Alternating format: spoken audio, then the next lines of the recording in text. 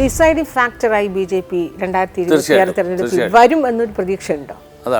അതായിരിക്കും ഒരു വസ്തുനിഷ്ഠമായിട്ടുള്ള വിലയിരുത്തൽ. കോർപ്പറേറ്റ് അഫയേഴ്സ് മിനിസ്റ്റർ കൂടിയായ നിർമ്മല സീതാരാമൻ എന്തിനാണ് മുഖ്യമന്ത്രി കൂടിക്കാഴ്ച നടത്തിയത്? അതായത് വീണ വിജയനുമായി ബന്ധപ്പെട്ട കേസുമായി ബന്ധപ്പെട്ട ചർച്ചകൾക്കാണ് ഈ ഒരു അനൗദ്യോഗിക കൂടിക്കാഴ്ച എന്ന രീതിയിലാണല്ലോ ചില ആരോപണങ്ങളൊക്കെ. ഞാൻ പറയട്ടെ, അതുകൊണ്ടാണ് ഞാൻ പറഞ്ഞത് കോൺഗ്രസ് ഈ കൊടുക്കൽ വാങ്ങലിൻ്റെ രാഷ്ട്രീയമായിരുന്നു കോൺഗ്രസിൻ്റെ. BJPയുടേത് അങ്ങനത്തെ രാഷ്ട്രീയമല്ല. ഒന്ന്. രണ്ടാമത്തെ കാര്യം, SFIO നടത്തിയ അന്വേഷണത്തിൻ്റെ രേഖ എവിടെയുണ്ട്? അപ്പോൾ ഈ രേഖ അവിടെ ഉള്ളിടത്തോളം കാലം നിർമ്മല സീതാരാമനും പിണറായി വിജയനും എത്ര തവണ കണ്ടു കഴിഞ്ഞാലും ആ കാര്യങ്ങൾ മാറില്ല. ക്രിയാത്മക പ്രതിപക്ഷം, ക്രിയാത്മകമല്ല, സഹകരണാത്മക പ്രതിപക്ഷം, അതാണ് കറക്റ്റ് വാക്ക്. അദ്ദേഹം പറഞ്ഞു വാക്ക് അതാണ്. PC ജോർജ് മുന്നണിയിലേക്ക് എടുത്തത് ഒരു വലിയൊരു തലവേദനയായി BJPക്ക് തോന്നുന്നുണ്ട്. PC ജോർജും ഷോൺ ജോർജും ഭാരതീയ ജനതാ പാർട്ടിയിൽ വന്നത് ബാക്കിയുള്ളവർക്ക് വലിയ തലവേദനയായിട്ട്. BJP ഇപ്പോൾ ഒരു പോർമുഖത്താണ് നിൽക്കുന്നത് സംസ്ഥാന രാഷ്ട്രീയത്തിൽ. അതാണ് ഈ 2024 ലോക്സഭാ തെരഞ്ഞെടുപ്പ് നമുക്ക് നൽകുന്നൊരു പാഠം, മറ്റു രണ്ടു പേർക്കും നൽകുന്നൊരു പാഠം. അങ്ങനെ വരുമ്പോൾ ഈ 2026 തദ്ദേശ തെരഞ്ഞെടുപ്പാണോ BJPക്ക് ഏറ്റവും കൂടുതൽ ഒരു കണ്ണിങ്ങായി ഏറ്റവും കൂടുതൽ ഉറ്റുനോക്കുന്നത്? ഒരു ക്രിക്കറ്റ് മാച്ചിൽ ഈ ബോൾ ഞാൻ അറ്റംപ്റ്റ് ചെയ്യില്ല, അടുത്ത ബോൾ നോക്കട്ടെ എന്ന് പറഞ്ഞിട്ട് കാത്തിരിക്കാൻ പറ്റില്ല. ഈ ബോൾ പറ്റുന്ന ബോളാണെങ്കിൽ ഞാൻ ഇതിൽ 4ഉം 6ഉം ഒക്കെ അടിക്കും. അത് കഴിഞ്ഞിട്ടുള്ള അടുത്ത ബോൾ വരുമ്പോൾ അതിലും 6 അടിക്കാൻ നോക്കും. അപ്പോൾ അതുകൊണ്ട് ഈ ബോള് അത് സാരമില്ല, ഈ ബോളങ്ങ് ഞാൻ വെറുതെ ഇടാം. ഈ ബോള് സിംഗിൾ എടുക്കേണ്ടതാണെങ്കിൽ സിംഗിൾ എടുക്കും, 6 അടിക്കാൻ പറ്റുന്ന ബോളാണെങ്കിൽ 6 അടിക്കും. അത് ആ ബോളിനനുസരിച്ചിട്ടാണ്. അതേപോലെ തദ്ദേശ സ്വയംഭരണ തെരഞ്ഞെടുപ്പിൽ ഒരു രാഷ്ട്രീയ പാർട്ടിക്ക് ഒരു തെരഞ്ഞെടുപ്പും ഈ തെരഞ്ഞെടുപ്പിന് ഞങ്ങൾ പ്രാധാന്യം നൽകുന്നില്ല, അടുത്ത തെരഞ്ഞെടുപ്പിനെ പ്രാധാന്യം നൽകുന്നുള്ളൂ എന്ന് ഒരു രാഷ്ട്രീയ പാർട്ടിക്കും സമീപനം എടുക്കാൻ പറ്റില്ല. ഈ തദ്ദേശ തെരഞ്ഞെടുപ്പിൽ നിങ്ങൾ ഏറ്റവും കൂടുതൽ പ്രതീക്ഷ അർപ്പിക്കുന്ന കോർപ്പറേഷൻ നഗരസഭകളൊക്കെ ഏതാണ്? അല്ല, ഞങ്ങളിപ്പോൾ കഴിഞ്ഞ ദിവസം പാർട്ടിയുടെ പുതിയ ജില്ലാ അധ്യക്ഷന്മാരും നേരത്തെ നിലവിലുള്ള കമ്മിറ്റിയിൽ ഭാരവാഹികളായിട്ടുള്ള സംസ്ഥാന ഭാരവാഹികളും ഒക്കെ കൂടിയിട്ട് സംസ്ഥാന നേതൃയോഗം ചേർന്ന് ഞങ്ങൾ ഈ പ്രവർത്തനത്തിൻ്റെ തുടക്കം കുറിച്ചു. അപ്പോൾ അതിനു വേണ്ടിയിട്ട് വിവിധ റവന്യൂ ജില്ലകൾക്ക് പാർട്ടിയുടെ കോർ ഗ്രൂപ്പ് അംഗങ്ങൾക്ക് ചുമതല കൊടുത്തിട്ടുണ്ട്. അതിന് പുറമെ സംഘടനാ തലത്തിലുള്ള ജില്ലകൾക്കും ചുമതല കൊടുത്തിട്ടുണ്ട്. അപ്പോൾ വിവിധ ജില്ലകളിൽ ഇവർ അവിടുത്തെ യോഗങ്ങൾ വിളിച്ചുകൂട്ടി ഏതൊക്കെ കോർപ്പറേഷനുകളിൽ, ഏതൊക്കെ മുനിസിപ്പാലിറ്റികളിൽ, ഏതൊക്കെ പഞ്ചായത്തുകളിൽ BJPക്ക് ഭരണത്തിൽ വരാൻ കഴിയും, ഏതൊക്കെ സ്ഥലത്ത് പ്രധാന പ്രതിപക്ഷമാകാൻ പറ്റും, ഇങ്ങനെയുള്ള തദ്ദേശ സ്വയംഭരണ സ്ഥാപനങ്ങൾ ഏതൊക്കെയാണ് എന്ന് ഐഡൻറ്റിഫൈ ചെയ്യാനുള്ള ചുമതലയാണ് കൊടുത്തിരിക്കുന്നത്. അതിപ്പോൾ കക്ഷിച്ച് 4 ദിവസമേ ആയിട്ടുള്ളൂ. കഴിഞ്ഞ ഞായറാഴ്ചയായിരുന്നു ഈ മീറ്റിംഗ്, തിങ്കളാഴ്ച 17-ാം തീയതി. അപ്പോൾ 5 ദിവസമായിട്ടുള്ളൂ. അപ്പോൾ അടുത്തൊരു 5-10 ദിവസം കൊണ്ട് ഇത് സംബന്ധിച്ചിട്ടുള്ള കൃത്യമായിട്ടുള്ളൊരു ചിത്രം ഉരുത്തിരിഞ്ഞു വരും. പക്ഷേ ഒരു കാര്യം നമുക്ക് എല്ലാവർക്കും അറിയാം, തിരുവനന്തപുരത്ത് ഈ കഴിഞ്ഞ ലോക്സഭാ തെരഞ്ഞെടുപ്പിലും BJP 1ാം സ്ഥാനത്തായിരുന്നു കോർപ്പറേഷനിൽ. അതിനു മുൻപും നമ്മൾ 1ാം സ്ഥാനത്ത് വന്നിട്ടുണ്ട്. പക്ഷേ കോർപ്പറേഷനിൽ ഞങ്ങൾക്ക് ഭൂരിപക്ഷം കിട്ടാൻ സാധിച്ചിട്ടില്ല. കഴിഞ്ഞ 2 തവണ BJP 35 സീറ്റ്, 34, 35 ഒക്കെ ആയിട്ടാണ് പോയത്. തൃശ്ശൂർ കോർപ്പറേഷനിൽ ഇത്തവണ ഒരു കോർപ്പറേഷൻ കൂടി ഞങ്ങൾക്ക് അനുകൂലമായിട്ട് വന്നു. സുരേഷ് ഗോപിയുടെ വിജയമാണ് അതിൻ്റെ അടിസ്ഥാനം. അപ്പോൾ സ്വാഭാവികമായും ജനങ്ങൾ പ്രതീക്ഷിക്കുന്നത് ഈ സ്ഥലങ്ങളിൽ BJP കോർപ്പറേഷനും ജയിക്കാൻ ശ്രമിക്കുമെന്ന് തന്നെയാണ്. പക്ഷേ ഞങ്ങളെ സംബന്ധിച്ചോളം ഞങ്ങളുടെ വിലയിരുത്തൽ നടത്തിയതിന് ശേഷം നമുക്ക് തീരുമാനിക്കും. അപ്പോൾ എന്തായാലും ഇപ്പോൾ കൈപ്പിടിയിൽ ഒതുക്കാൻ പറ്റുമെന്ന് പ്രതീക്ഷയുള്ളത് തിരുവനന്തപുരം, തൃശ്ശൂർ, ഒപ്പം പാലക്കാട്. തീർച്ചയായിട്ടും പാലക്കാട് മാത്രമല്ലല്ലോ, ഞങ്ങൾ പന്തളത്തും ഞങ്ങൾ ഭരണത്തിലിരിക്കുകയാണ്. ഇനിയും കോർപ്പറേഷൻ മുനിസിപ്പാലിറ്റികളുണ്ട്. ഞങ്ങൾ ഇത്തവണ വർക്കല മുനിസിപ്പാലിറ്റിയിൽ ഞങ്ങൾ 1ാം സ്ഥാനത്താണ്, ആറ്റിങ്ങൽ മുനിസിപ്പാലിറ്റിയിൽ ഞങ്ങൾ 1ാം സ്ഥാനത്താണ്.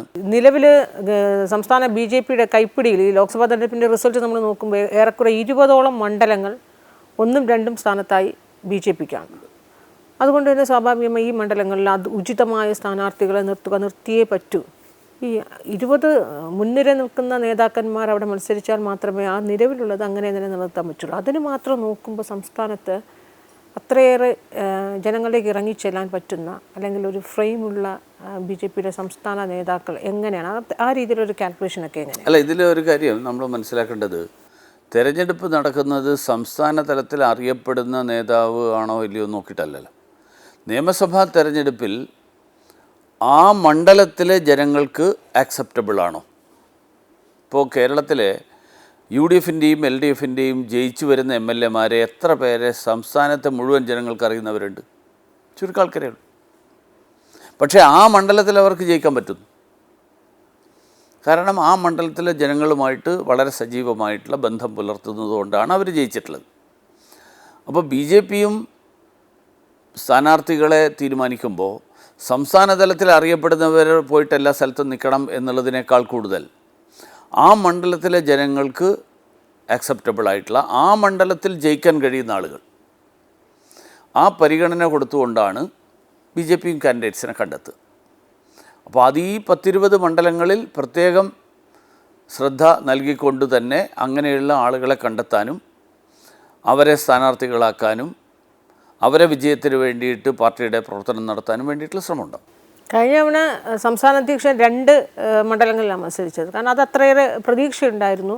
അതല്ലെങ്കിൽ അവിടെ ഒന്ന് മാറ്റി വേറൊരാളെ ഒന്ന് പരീക്ഷിക്കാനുള്ളൊരു ഒരു അവസ്ഥ അന്ന് BJPക്ക് ഉണ്ടായിരുന്നില്ല. 5 വർഷങ്ങൾക്കിപ്പുറം ആ ഒരു സാഹചര്യമൊക്കെ മാറിയില്ലേ? അല്ല, അങ്ങനെയല്ല. അതായത് കഴിഞ്ഞ തവണ അദ്ദേഹം മത്സരിച്ചത് ഒരു പ്രത്യേക സാഹചര്യത്തിലാണ്.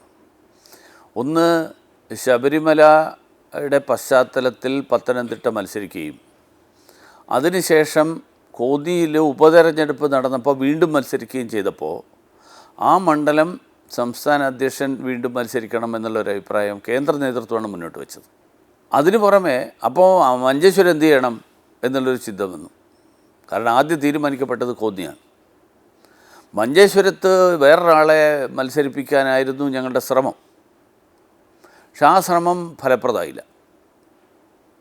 അങ്ങനെ വന്നപ്പോൾ അവസാനം മഞ്ചേശ്വരത്തും കെ സുരേന്ദ്രൻ തന്നെ പോയി മത്സരിക്കേണ്ടി വന്നു.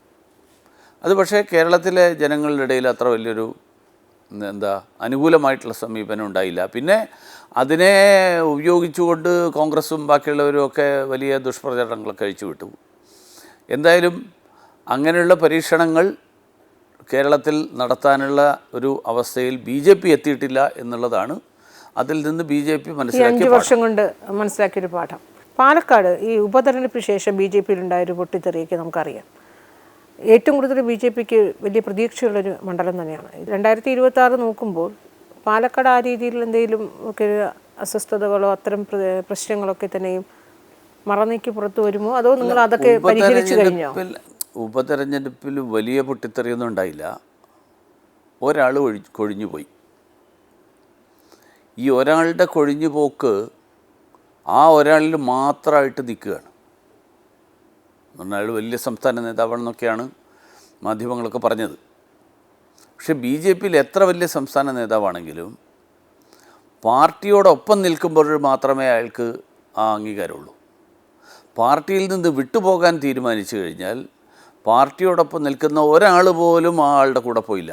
ഇപ്പോൾ 2-3 മാസമായില്ലേ. ഈ 3 മാസം ശ്രമിച്ചിട്ട് പോലും ആ ആൾക്ക് കൂടെ നടക്കാൻ ഒരാളെ കിട്ടിയില്ലെങ്കിൽ ഒന്നുകിൽ അയാൾ പോകാനെടുത്ത തീരുമാനത്തിൻ്റെ കാരണങ്ങൾ അയാളുടെ കൂടെ നിന്നവർക്ക് പോലും ബോധ്യമായില്ല എന്നാണ്. കാരണം വേദിയിൽ കസേര കിട്ടിയില്ല എന്ന് പറഞ്ഞിട്ടാണ് പോയത്.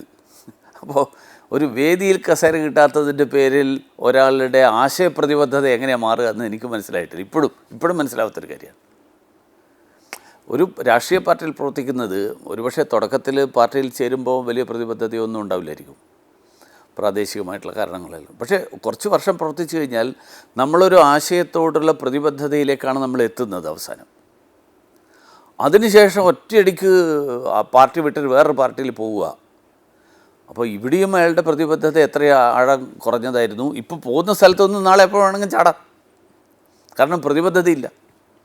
അതുകൊണ്ട് അങ്ങനത്തെ ആൾക്കാർക്കൊന്നും ഈ പാർട്ടിക്ക് വലിയ ദോഷമൊന്നും ഉണ്ടാക്കാം. സന്ദീപ് വാര്യർ പോയി അതിനപ്പുറത്തേക്ക് അതിനുശേഷം ഈ കൃഷ്ണകുമാറിൻ്റെ വോട്ടിൻ്റെ ശരാശരിയും ഭരണമുള്ള മുനിസിപ്പാലിറ്റിയിൽ പോലും വേണ്ടത്ര രീതിയിൽ വോട്ട് വിഹിതം നേടാനായില്ല എന്ന രീതിയിൽ നഗരസഭ മുഴുവനും രംഗത്ത് വന്നതാണ്. അത്തരത്തിലുള്ള പ്രശ്നങ്ങളൊക്കെ പരിഹരിച്ചു കഴിഞ്ഞു. അതായത് പാലക്കാട് BJP 2ാം സ്ഥാനത്തായിരുന്നു, ഇപ്പോഴും 2ാം സ്ഥാനത്താണ്. പാലക്കാട് മുനിസിപ്പാലിറ്റിയിൽ കഴിഞ്ഞ തെരഞ്ഞെടുപ്പിൽ BJPക്ക് സ്ഥാനാർത്ഥിയായിരുന്ന ശ്രീധരൻ സാറിന് വ്യക്തിപരമായിട്ടുള്ള വലിയ വോട്ടുകൾ കിട്ടിയിരുന്നു. ആ വോട്ട് കൃഷ്ണകുമാറിന് കിട്ടിയില്ല. അതൊരു വസ്തുതയാണ്. അദ്ദേഹത്തിൻ്റെ പാലക്കാട്ടെ ബന്ധം, അദ്ദേഹം വിക്ടോറിയ കോളേജിൽ പഠിച്ച ആളാണ്. അദ്ദേഹത്തിന് എത്രയോ കാലമായിട്ട് പാലക്കാട് ബന്ധമുണ്ട്. പിന്നെ റെയിൽവേയിൽ വർക്ക് ചെയ്തത് കാരണം പാലക്കാട് ബന്ധമുണ്ട്. അപ്പോൾ അദ്ദേഹത്തിന് പിന്നെ സ്വാഭാവികമായും മെട്രോമാൻ എന്നുള്ള നിലയിൽ അറിയപ്പെടുന്ന ഒരാൾ എന്നുള്ള നിലയിൽ അദ്ദേഹത്തിന് വളരെ ജനങ്ങൾ ആഗ്രഹിക്കുന്ന ഒരാളാണ്. അങ്ങനെയുള്ള ഒരാൾക്ക് കിട്ടിയ വോട്ട് കൃഷ്ണകുമാറിന് കിട്ടിയില്ല എന്നുള്ളതാണ്. അത് സ്വാഭാവികമാണത്. പക്ഷെ അന്ന് ഉയർന്ന പ്രശ്നം അതല്ല, സ്ഥിരമായി ഒരാൾ തന്നെ മത്സരരംഗത്ത് വരുന്നു എന്നുള്ളതാണ് ഏറ്റവും അധികം പരസ്യമായി വിമർശനം. സ്ഥിരമായിട്ട് എത്ര എന്നാ പിന്നെ ഉമ്മൻചാണ്ടി എത്ര കൊല്ലമായിട്ട് മത്സരിച്ചു? കോൺഗ്രസിന്റെ അതേ പാരമ്പര്യം BJP എല്ലാ സ്ഥലത്തും അങ്ങനെയാണ്. അതായത് ഒരു തെരഞ്ഞെടുപ്പിൽ മത്സരിച്ച ആൾ തന്നെ അവിടെ ഫോക്കസ് ചെയ്യണം. അതാണ് പാർട്ടിയുടെ ദേശീയ നയം.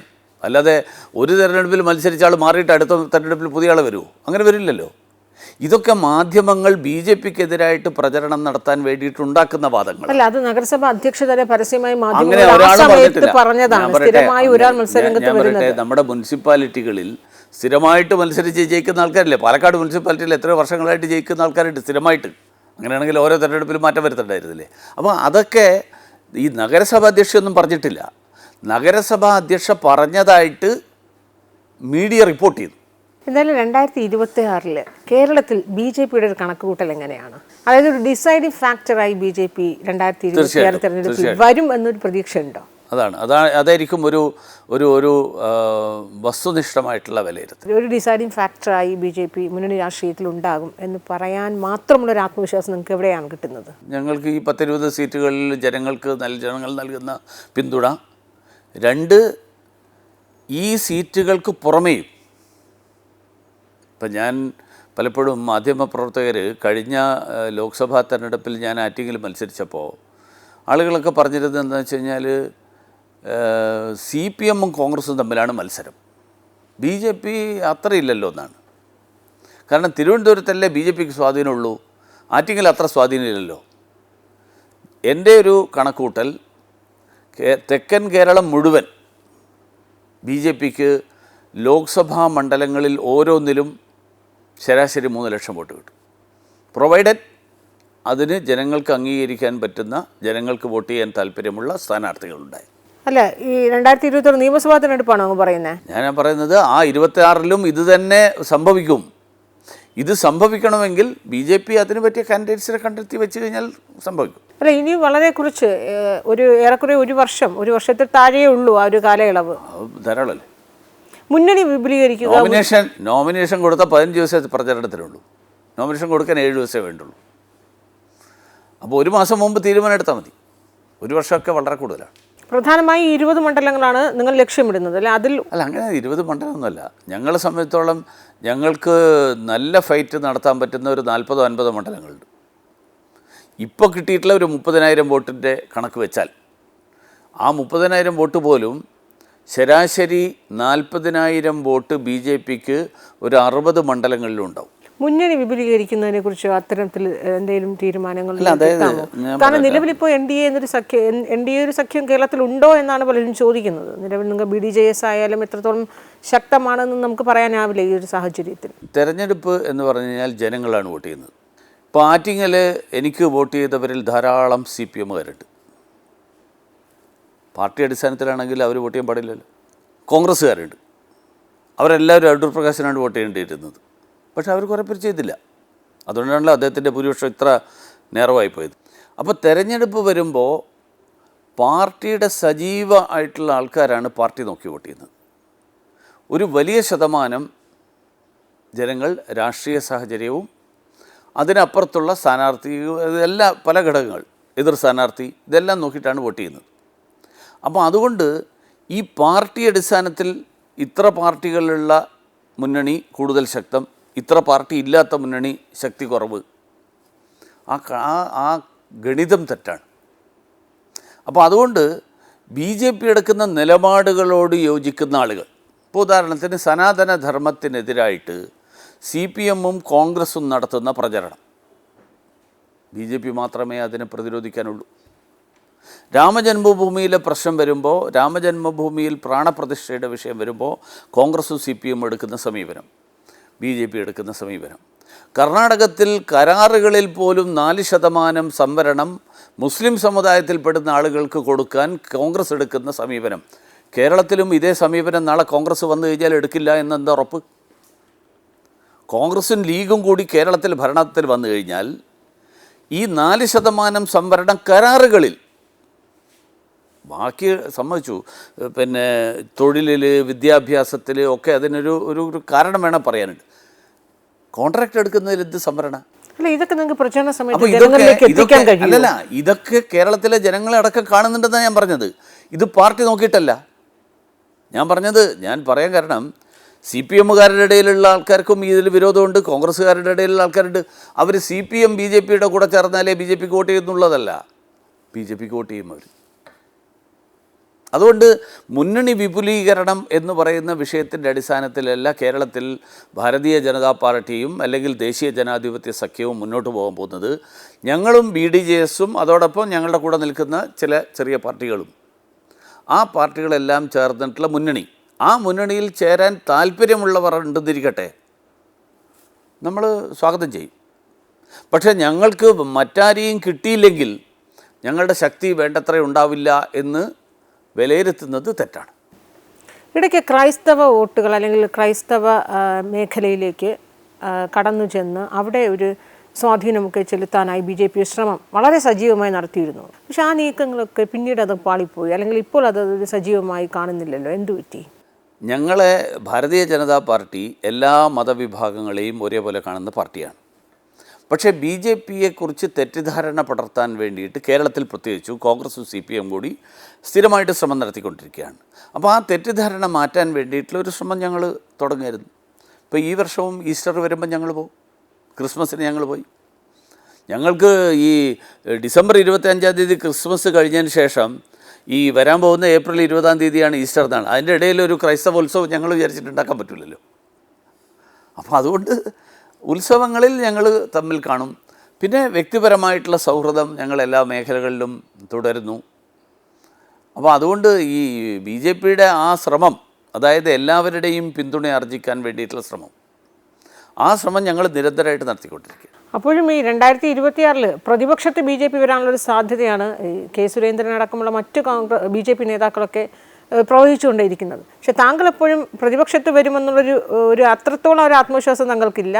ഒരു ഡിസൈഡിങ് ഫാക്ടറായി മുന്നണി രാഷ്ട്രീയത്തിലുണ്ടാകും. ഞാനങ്ങനെ എൻ്റെ ആത്മവിശ്വാസം മുഴുവൻ ഞാൻ ഈ അമൃത TV-യിലെ ഇൻ്റർവ്യൂവിലല്ലല്ലോ കാണിക്കേണ്ടത്. അതായത് ഒരു രാഷ്ട്രീയ പാർട്ടി ഒരു വർഷം കഴിഞ്ഞ് നടക്കാൻ പോകുന്ന തെരഞ്ഞെടുപ്പിൽ അതിനിടയിലൂടെ കരമനയാറ്റിൽ ധാരാളം വെള്ളം ഒഴുകും. അപ്പോൾ അതുകൊണ്ട് ഒരു രാഷ്ട്രീയ പാർട്ടിയെ സംബന്ധിച്ചോളം ഇപ്പോൾ നിലവിലുള്ള സാഹചര്യത്തിലാണ് ഞാൻ പറയുന്നത്. നാളെ സാഹചര്യം എന്തായിരിക്കും? എൻ്റെ മനസ്സിൽ പല പ്രതീക്ഷകളുണ്ടാവും, എൻ്റെ മനസ്സിൽ പല കണക്കുകൂട്ടലുകളുണ്ടാവും. ആ കണക്കുകൂട്ടലുകൾ ഞാൻ ഇവിടെ പറയേണ്ട കാര്യമല്ല. ആ കണക്കുകൂട്ടൽ ഫലപ്രദമായിട്ട് അത് പ്രാവർത്തികമാക്കാൻ വേണ്ടിയിട്ടുള്ള കാര്യങ്ങൾ പാർട്ടി എന്നുള്ള നിലയിൽ ചെയ്യും. അത് ചെയ്യുന്നതെല്ലാം ഇപ്പോഴും ഞാൻ പറഞ്ഞു കഴിഞ്ഞാൽ പിന്നെ അതിന് സ്ട്രാറ്റജി എന്നുള്ള വാക്ക് ഉപയോഗിക്കുന്നതിൽ അർത്ഥമില്ല. BJP ആയാലും കോൺഗ്രസ് ആയാലും CPM ആയാലും എപ്പോഴും ഉന്നയിക്കുന്നൊരു വിഷയമാണ് പരസ്പരമുള്ള ബാന്ധവം, അന്തർധാര എന്നൊക്കെ. ഇപ്പോൾ നിലവിൽ കോൺഗ്രസ് ഇപ്പോൾ ശക്തമാക്കിക്കൊണ്ടിരിക്കുന്ന ഒരു അന്തർധാര ആരോപണം എന്ന് പറയുന്നത് മുഖ്യമന്ത്രി നിർമ്മല സീതാരാമൻ കൂടിക്കാഴ്ചയെ ചൊല്ലിയാണ്. വലിയ രീതിയിലാണ് പ്രതിപക്ഷം നിയമസഭയിൽ അടക്കം ഇത് ഉന്നയിച്ചു. ഈ വ്യക്തിപരമായ എന്ത് ആവശ്യത്തിനാണ്, അനൗദ്യോഗികമായ എന്ത് കൂടിക്കാഴ്ചയാണ് നിർമ്മല സീതാരാമനുമായി ഈ മുഖ്യമന്ത്രിക്കുള്ളത്? അത് പൊതുസമൂഹത്തോട് പറഞ്ഞേ പറ്റൂ എന്നാണ് പറയുന്നത്. പല അഭ്യൂഹങ്ങളും അല്ലെങ്കിൽ അത്തരത്തിലുള്ള പല ഊഹാപോഹങ്ങളും ഒക്കെ പലയിടത്തുമൊക്കെ പ്രചരിക്കുന്നുണ്ട്. ഞാൻ പറയട്ടെ ഒരു കാര്യം, BJP എന്ന് പറയുന്നത് ആശയപ്രതിബദ്ധതയുടെ അടിസ്ഥാനത്തിൽ പ്രവർത്തിക്കുന്നവരുടെ പാർട്ടിയാണ്. ഞങ്ങൾക്കൊരു പ്രത്യയശാസ്ത്രമുണ്ട്. ആ പ്രത്യയശാസ്ത്രത്തിൻ്റെ അടിസ്ഥാനത്തിൽ ഒരു നയമുണ്ട്. ആ നയത്തിൻ്റെ അടിസ്ഥാനത്തിൽ ഈ രാജ്യത്തെ മുന്നോട്ട് കൊണ്ടുപോകാനുള്ള ഒരു സമീപനമുണ്ട്, നടപടികളുണ്ട്. ഇത് രണ്ടാളുകൾ തമ്മിൽ കണ്ടു കഴിഞ്ഞാൽ ഇത് മുഴുവൻ തകർന്നു പോകുന്നതാണെന്ന് വിചാരിച്ചു കഴിഞ്ഞാൽ കോൺഗ്രസ്സിന് ഇത് പറയാൻ പറ്റുന്നത് എന്തുകൊണ്ടെന്ന് വെച്ചാൽ കോൺഗ്രസ് ഈ കൊടുക്കൽ വാങ്ങലിൻ്റെ രാഷ്ട്രീയമേ അറിയുള്ളൂ. ഞങ്ങൾക്ക് കൊടുക്കൽ വാങ്ങലിൻ്റെ രാഷ്ട്രീയമില്ല. ഞങ്ങൾ ഞങ്ങളുടെ നയത്തിൻ്റെയും ആ പ്രത്യയശാസ്ത്രത്തിൻ്റെയും അടിസ്ഥാനത്തിൽ ഞങ്ങൾ രൂപീകരിക്കുന്ന പദ്ധതികൾ രാജ്യത്തെ മുന്നോട്ട് കൊണ്ടുപോകാൻ വേണ്ടിയിട്ട്. അല്ല, ഇവിടെ ഈ മുഖ്യമന്ത്രി നിർമ്മല സീതാരാമൻ കൂടിക്കാഴ്ച ആ രീതിയിൽ അങ്ങ് അല്ലെങ്കിൽ CPM BJP-യിലോട്ട് അല്ലെങ്കിൽ BJP CPM അത്തരത്തിലുള്ള രാഷ്ട്രീയമായ ഒരു ബാന്ധവമല്ല പറയുന്നത്. കോർപ്പറേറ്റ് അഫയേഴ്സ് മിനിസ്റ്റർ കൂടിയായ നിർമ്മല സീതാരാമൻ എന്തിനാണ് മുഖ്യമന്ത്രി കൂടിക്കാഴ്ച നടത്തിയത്? കോർപ്പറേറ്റ് അഫെയർസ് മിനിസ്റ്ററും ഫിനാൻസ് മിനിസ്റ്ററും ഒക്കെ ആയിട്ടുള്ള ആളുകൾ അവരുടെ മന്ത്രാലയത്തിൻ്റെ ഒരു നടപടിയും ഒരാൾ വ്യക്തിപരമായിട്ട് കാണുന്നതിൻ്റെ അടിസ്ഥാനത്തിൽ എടുക്കുന്ന തീരുമാനമല്ല. അത് CPM അതിന് മുഖ്യമന്ത്രിയൊന്നും വേണ്ടല്ലോ. മുഖ്യമന്ത്രിക്ക് വേണമെങ്കിൽ വേറൊരാളെ പറഞ്ഞു വിട്ടാൽ പോരെ, എന്നിട്ടും ഇത് വേണമെങ്കിൽ ചെയ്തുകൂടെ അങ്ങനെയാണെങ്കിൽ?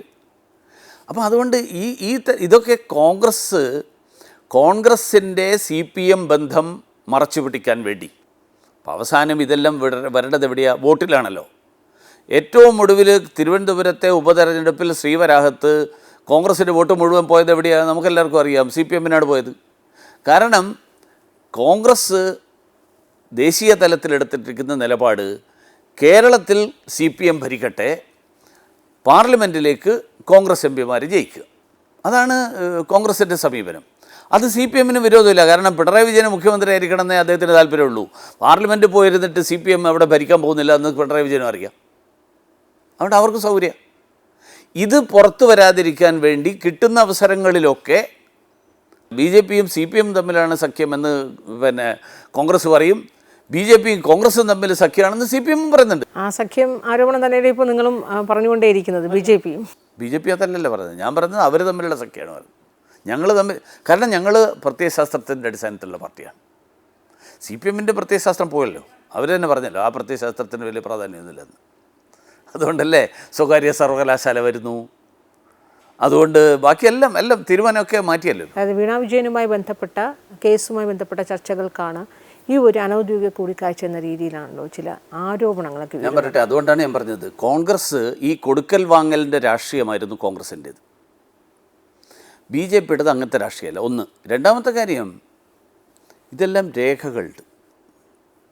അതായത് SFIO നടത്തിയ അന്വേഷണത്തിൻ്റെ രേഖ എവിടെയുണ്ട്?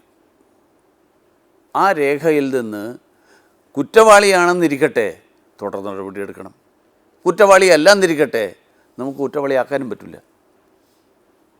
അപ്പോൾ ഈ രേഖ അവിടെ ഉള്ളിടത്തോളം കാലം നിർമ്മല സീതാരാമനും പിണറായി വിജയനും എത്ര തവണ കണ്ടു കഴിഞ്ഞാലും ആ കാര്യങ്ങൾ മാറില്ല. അങ്ങനെ ഈ മുഖ്യമന്ത്രിക്ക് ധാരണയുണ്ടെങ്കിൽ മുഖ്യമന്ത്രിയുടെ ഓഫീസാണ് ആദ്യം പൊളിച്ചു പണിയേണ്ടത്. കാരണം കേന്ദ്ര സർക്കാർ എങ്ങനെയാണ് പ്രവർത്തിക്കുന്നത് എന്നുള്ളത് ഇപ്പോഴും മുഖ്യമന്ത്രിയുടെ ഓഫീസിന് മനസ്സിലായിട്ടില്ലെങ്കിൽ. പക്ഷേ കോൺഗ്രസ്സുകാർ നടത്തുന്ന പ്രചരണം പുകമറ സൃഷ്ടിക്കുക. കാരണം അവരുടെ ധാരണ പുറത്തു വരാതിരിക്കാൻ വേണ്ടിയിട്ടൊരു പുകമറ സൃഷ്ടിക്കുക. പിന്നെ അവരുടെ രാഷ്ട്രീയം എപ്പോഴും അവർ കൊടുക്കൽ വാങ്ങലിൻ്റെയാണ്.